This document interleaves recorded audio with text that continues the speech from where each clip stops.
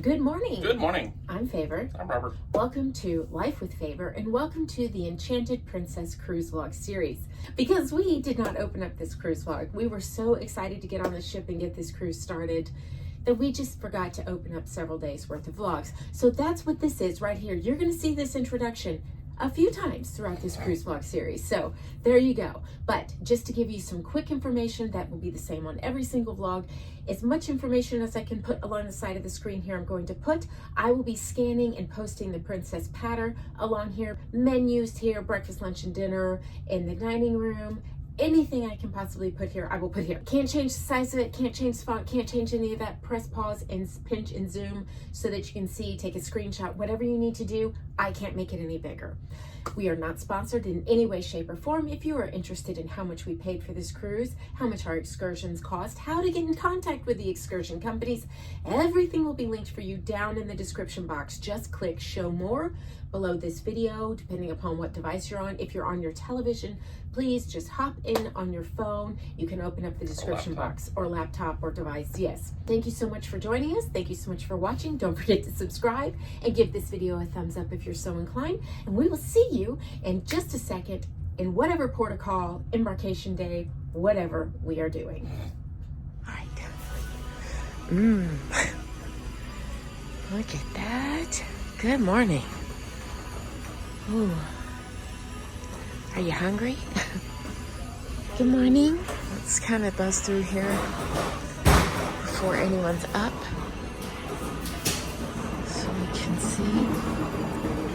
Oh, look at those parfaits.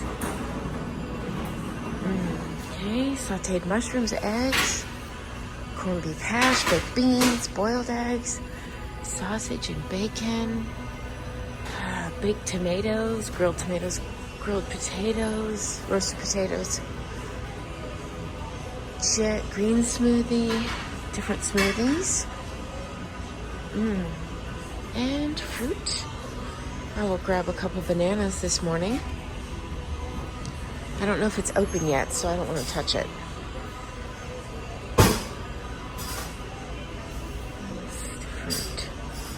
What is that, oatmeal? Chicken congee. I've been told how to pronounce that, and forgive me, I can't remember. Plain, it is gluten-free. Cream of wheat and oatmeal, which is not gluten-free. Skim milk, Special K, frosted flakes, all brand flakes, whole milk. I love frosted flakes.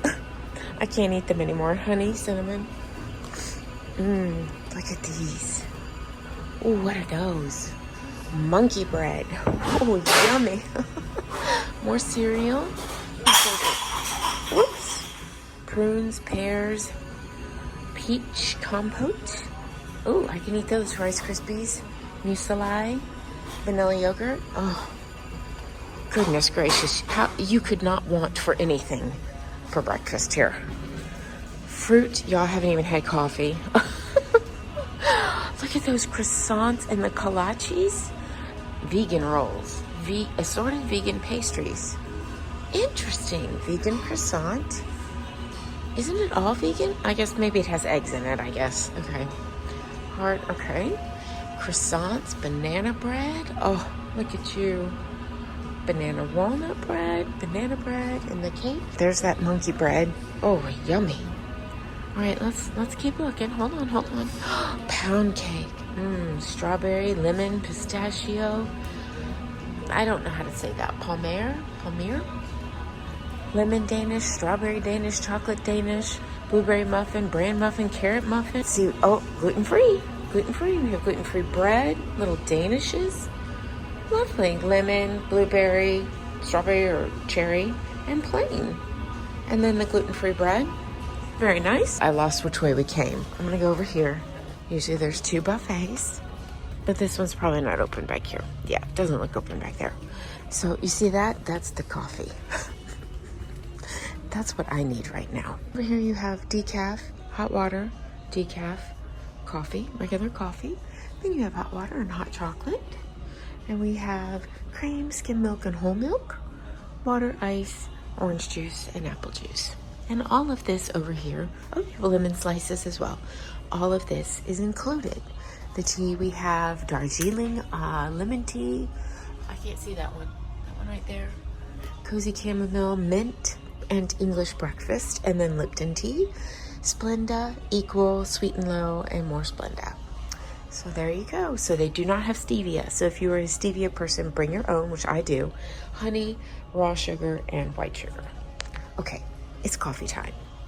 It is coffee time. In continuation, we have chocolate waffles, plain waffles, French toast, cornflake toast, pancakes with coconut, and plain pancakes. And different toppings here. And butter, apricot jam, strawberry jam, syrup, raspberry jam. Oh, we have some fried rice, chicken adobo, baked beans, English bacon, ham, plain congee. Good morning, how are you? Very good. Bon appetit, have a wonderful day. Thank you. We have eggs and steamed pork and steamed chicken. We have vegetable frittata, plain grilled tomatoes, and then gravy, plain gravy and sausage gravy, and biscuits, boiled eggs, hash browns, grilled sliced bread with egg, fried eggs, and potatoes, sausage, bacon, vegetables, and corned beef hash, and then sauteed mushrooms, ham, eggs, and rice. And then around here we have hot milk, oatmeal, grits, yummy, yummy, and cream of wheat. And then we'll come through here, as Robert called it, bread world. We have salmon, different salmons. We have a fish. I'm not sure what kind of fish that is. Sweet pickles, meats, sun-dried tomatoes. Then we have bread world. As many different types of bread as you could possibly want. Cereals, granolas, all brand, more breads, butter, pastries, muffins, skim milk, more cereals. This is muesli, Special K, cheese, crackers, fruits, seeds, yummy. And if you want, you have salad here. And let's see if we have anything. Yeah, oh, we have gluten-free waffles, gluten-free. This was not here this morning. The different fruits, the tarts, different tarts, and the bread. I am definitely gonna try this because you just never know if it's gonna be good or not. Then we have, what is that? Eggs Florentine, smoked mackerel, and grilled salmon, pardon me, steamed rice, vegetables, hard-boiled eggs, honey glazed ham and potatoes. Good morning. Here we go. Just a plethora of options. A plethora on the buffet. Easy access, gluten-free waffles, syrup and butter they did go and get for me. Let me tell you, these are some of the best gluten-free waffles I have ever had. They're not dense, they're not hard. They have been crispy. These weren't. This one isn't, but the ones underneath were. I didn't quite care for the pancake, but the waffles, delicious. Yeah, we are at the Love Boat. It's like an interview with the cast up here on the stage. You could watch it here or you could watch it live play in the Vista Lounge. Wow, this theater is packed. We got here, Robert got here about 45 minutes early, so longer than that, yeah? Woo! Hello everybody, how are you all doing today? It's such an exciting event, not only for me, but looking at everybody out there. This is quite exciting for all of you as well, am I right? Now, today in our Love Boat Legacy, we've got a gentleman who is quite spectacular, and it is my honor to be able to introduce him. Not only is he an acclaimed author, but he is also a pop culture historian. He's written extensively on iconic shows such as Golden Girls and Will and Grace, and now he turns his expert eye to our very own beloved Love Boat in his fourth upcoming book. Ladies and gentlemen, please put your hands together as we welcome to the stage, Jim Colucci.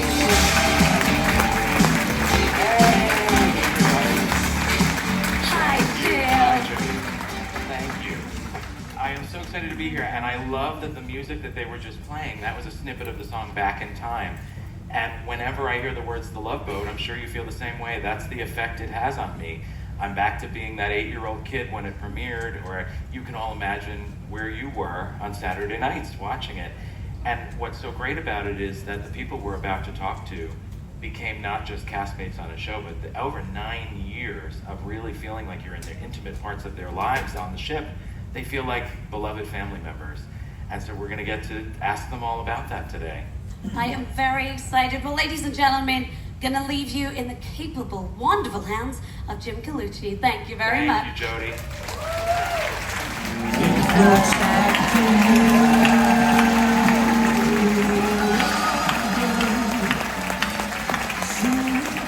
Introducing, as if you need an introduction, Bernie Koppell, Fred Grandy, Ted Lange, Jill Whelan.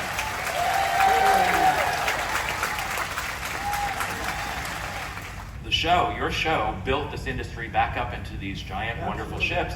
It was a moribund industry in a way, and the ships were much smaller back then, right? So now you guys, they make a second TV movie, and they recast the Doctor, and they find this wonderful man. Who was the original Doctor? The original Doctor was Dick Van Patten. Dick Van Patten. And then Dick Van Patten was under contract to ABC. They pulled him out for 8 Is Enough, and it opened it up for everybody auditioning, and I was one of those auditioning. Well, there's quite a difference between my distinguished colleague and myself, because Ted did not have to audition because he was fairly well known from some shows that he'd done. I, on the other hand, had to provide proof of citizenship and a urine sample. And I later learned, after we'd been on for a season or two, that every single young actor in Hollywood had turned this role down, including a couple of Dallas Cowboy cheerleaders and some dogs. But of course, at the time, nobody knew that the show would be as successful as it became. Even us. No, we had no idea. Gavin did, but the rest of us were kind of clueless. But I don't know. There were 4 or 5 auditions, and I was the last man standing. And I mean, it's not that exciting a story. It was just more interesting to meet everybody who had turned the role down, who eventually became a guest star on this show. And yet, we're going to get to you, ma'am, because, at age, 12, you were a regular on this show? I think 11. 11? It was 11, So, yeah. I hope you weren't waiting tables at 11. No, I wasn't actually, but Teddy and I are in the same club. Neither one of us had to audition. So Tell me, Ted, about yours, and I'm going to get to Jill's when we get to... I did a television series called That's My Mama. It was on ABC. Oh, thank you. And I had a character named Junior, and he was a young 17-year-old kid. Then I did another ABC series called Mr. T and Tina with Pat Morita. It was Pat Morita before Karate Kid, okay? The series didn't fly, but when I made my appearance on the show, the laugh meter went up. And who knew? They took notes, the laugh meter went up every time I made my entrance. I did my jokes, and boom, I was gone. Then the laugh meter would go down, so ABC took notice of that. Now, the guy that played the postman on That's My Mama was the bartender for this show. How did he make his drinks? And Bernie and I were sitting together when we watched the pilot, and someone would come into the bar, and they'd say, I think his name was Moses or something like that. And the black guys always had biblical names. Moses, Isaac. So the guy comes into the bar and says, Moses, I'll have a drink. And he reaches under the bar. What kind of a drink? What was it? A yellow one. What was it? A screwdriver or something? A screwdriver. Yeah. So the guy reaches under the bar, pulls up the thing, and puts a drink on the thing there. It was already made. And Bernie and I looked at each other and said, what kind of a bartender is this? A psychic bartender. Yeah, what kind of writing is this? So one of the things that I made sure is that when a person came to the bar, they asked for a drink and I would prepare it in front of the person. That was one of the things Bernie and I noticed in the pilot. We are going to have one of our desserts. We did notice that the pricing went up, but we have plus, so you get 2 a day per person. And believe me, we could not keep up with that, but we're gonna try. They don't do banana splits, so I'm going to try the pistachio, the chocolate, and the vanilla, and they are letting me do this as a replacement for my premium dessert. Here we go. I'm sure it is absolutely delicious. Come on. How could it not be? Here is Robert's premium dessert. Which one is this one? Lake Como with no strawberry sauce.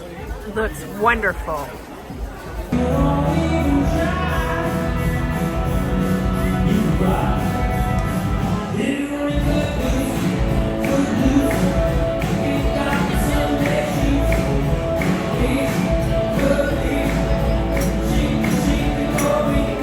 Absolutely amazing sculpture right here. Folks, just out of curiosity, by a round of applause, who just likes this? Who just likes this artwork? By a round of applause.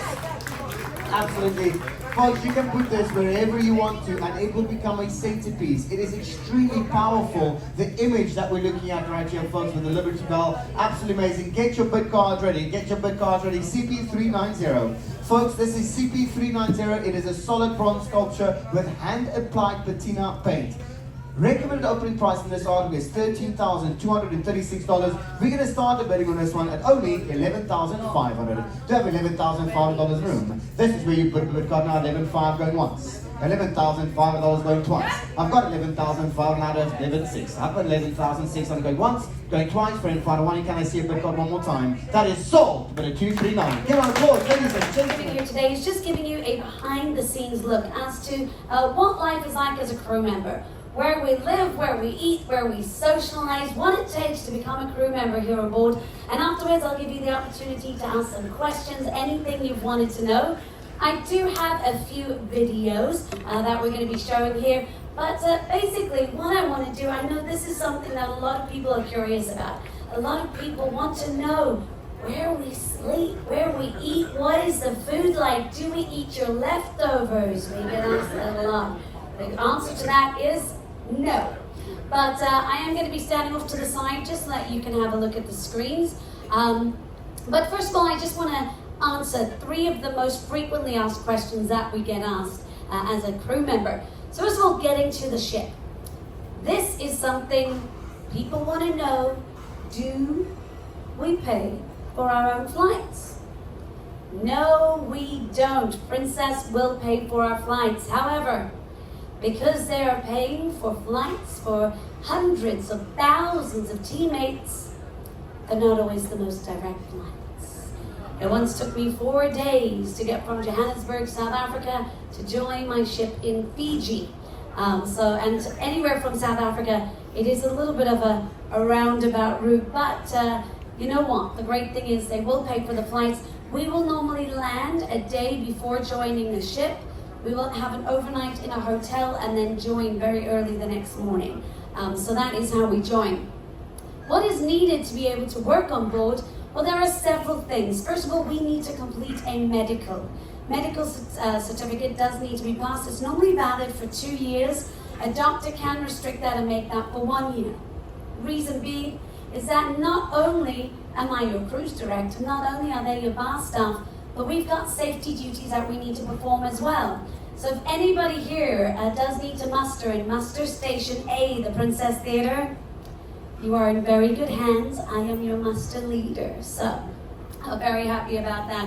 But yes, each of our muster stations have got a muster leader. We've got stairway guys. We've got firefighting parties. We've got muster personnel. So each of us does have a specific safety duty that we have as well. And then we need visas. Visas. Working here in the USA, whether you are a flight attendant or whether you are a crew working at sea, we need what we call a C1D visa. Now this will allow us to work obviously not on land, but on board or in the sky for the aircraft crew. What this entails is that we need to ensure the company will then send us a contract. They will let us know, all right, we are going to employ this person. They will arrive in the country on this date. They will leave on this date. But during the pandemic, what happened was normally these visas take about 5 days to 2 weeks to attain. They're valid for 5 years. However, during the pandemic, there was such a backlog for visas that back in South Africa, there was a 2-year waiting list to get this visa. So when we did our return to services, a lot of our ships were very understaffed because of this. And then the first day on board, I remember my very first day. I live in a landlocked town. There's no ocean near me. The closest ocean is a 7-hour drive. And when I saw the cruise ship, I was absolutely blown away by how large it was. I was a little bit disappointed that there weren't people shoveling coal in the engine room. That's what I'd seen on the movie Titanic, and that's what I thought cruise ships were like. So obviously I was very, very quickly educated that this is not a boat, this is a ship. So someone needs to tell Aaron Spelling that it's the love ship, not the love boat. But yes, it really is, it's a lot for us to take in on our first day, because not only are you coming on board and we go straight to work immediately, we also need to not only navigate our way around the guest areas, but in the crew areas as well. And the crew areas, as you'll see very shortly, are not as cushy and well signed as what our guest areas are. We also don't have the little GPS system that you have up here in the guest areas to show us around the crew areas. Some of the crew areas, the cabins, there are just corridors for days, cabins everywhere. And on your first day at work, generally takes you about 30 minutes to get to any event, because you are looking for one menu. For example, if you're looking for the Amalfi dining room, you might go all the way to the front and then go down and then come back and then go to the right, then go up, just to find that you were 2 seconds away for it. So it really is a lot. But you're also, a lot of our crewmates share cabins. So they're learning about living with a person from a different nationality, different culture, different religious beliefs, different languages, different sexual orientations. So that is all something that our teammates on their very first day are dealing with. Plus, they now need to go to the job, get their uniforms, get all of that sorted. So it's quite an intense first day for us here on board. Whereas as a guest, you come on board, the biggest concern is, where's my cabin, where's the buffet? Now, there are various different crew areas. This is what we call one of our red door cabins, because essentially there is a red door, yes. Now don't let this fool you. This is a mirror. It is not a large cabin. All right, and most of our teammates, they will get a wardrobe to share, they get the desk to share, and then there are bunk beds. Here, this is my cabin on this ship before I moved into it, because there's still floor space, it's not hidden by shoes. But as a 3-stripe officer, I'm very lucky, because I'm always guaranteed a double bed and I'm always guaranteed a window. As some of our officer cabins for our 1 or 2-stripe officers, or even half-stripe officers, they won't necessarily have a window or a double bed. Our half-stripe officers will share, so they will also have the bunk beds. But 3-stripe and above are always guaranteed to have double bed and a window, which is just one of the perks of, you know, working your way up and getting into that senior management position. And then, once you make it to the top, the most stripes you can get, the captain's cabin. I'm just kidding, that's not his cabin. So I haven't seen the captain's cabin on this ship. But no, the captain and our hotel general manager, our chief engineer, they will all have the equivalent of a mini suite on board, just so everyone can hear your question. What's your favorite port of call that you've been to? Oh my goodness, favorite port of call that I've been to. This is a tricky one. Can I give you top 5? You can. All right. I absolutely love, I'm going to be a bit biased here, but it really is one of my favorite, Cape Town in South Africa. If you ever get the opportunity, it is the most magnificent sailing, seeing Table Mountain. But just once you're in that port of call, you can go and see penguins, you can go and do shopping, you can go up to the wineries, you can go hike a mountain if that's what you like. But it really is, it's a beautiful, beautiful place. I love Juneau, Alaska as well. Alaska, let's just say Alaska. It was never on my bucket list of places to go until I got there. Has anybody here done Alaska? Oh my goodness, absolutely a must-do. And then I loved Australia. Sydney, Australia is a fantastic sailway. I love New York. I love Quebec. That's 5. There's a lot. There's a lot. But definitely my recommendations, if you haven't done Alaska, do Alaska. And also the Mediterranean. The Mediterranean is quite an interesting one because there's a lot of history in there. And you can either do a 1 week, a 2 week, or a 3 week, depending if you want to do more of Greece, more of Italy, or more of France. So it's quite a beautiful, beautiful cruise if you ever get the opportunity. So, and if you've got a strong stomach, New Zealand. Because you sail out of Brisbane or Sydney, and you have to then cross the Tasman Sea, which does this. But once you get to New Zealand, it's beautiful, beautiful little place. Maybe not there. I saw the worried look there. So. All right. Making the pizza. Robert's getting the pizza. Beautiful sunset this evening. Coming down this afternoon. It's 5:41. Absolutely gorgeous. I'm going to set the GoPro up out here. It's cooling down outside. Get us a beautiful sunset on this gorgeous night. We are at 10 knots because we are literally almost to Boston. It's not that far. We are gonna go watch a comedian, and then we're gonna go, what are we doing? We're gonna watch the comedian, and then we're going to, Robert just told me and I don't remember, so I'm not gonna sit here and waste your time, so we will see you in just a second. All right, we're heading into the Vista Lounge. We're going to watch the comedian. I love that they have it in here. That's great. It's big. I'll show you what I can show you, but typically this kind of thing you can't film anything. Yeah, a very good evening, ladies and gentlemen. Hello!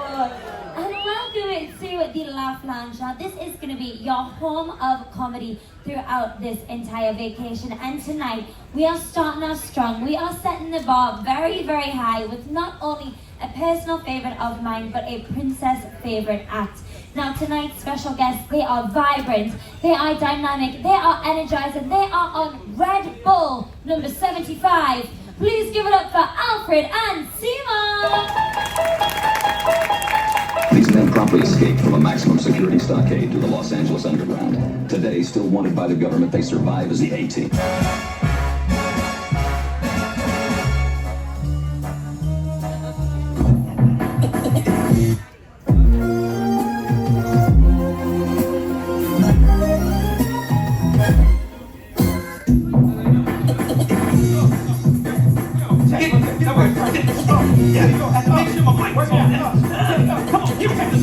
Come on, take it to the, we're coming from Los Angeles, California, home of high-speed chases, overpriced real estate, superficial bank people, earthquakes, smog. Give it to them. Take it to the next level. They need it. I can see it in their face. They want Dive straight into it. Very good evening, Princess Live. Are you ready to have some fun? That's what we like to hear. Well, great thing about tonight's game show, there is no right or wrong answer. Majority is going to get you the points. Now, if you haven't yet done so, come on up, see our wonderful Sean and Margie. You can get yourself a little stack of papers and you a question.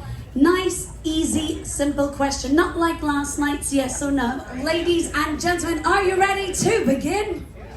This is our first question. Let's have a look. So, what is the worst thing that could happen on a first date? What do you think is the worst thing that could happen on a first date? So we have a wardrobe malfunction. Ooh. Now I must say, this is how I get to know you guys a little bit better. I get to deep dive into your minds.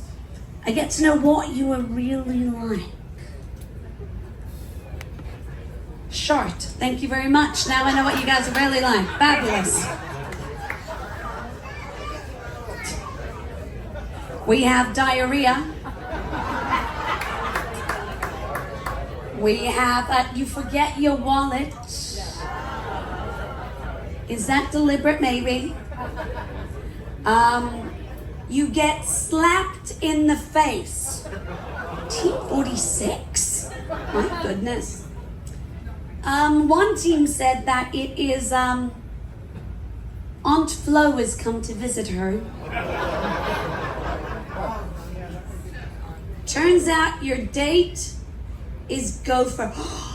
How dare you! We love him!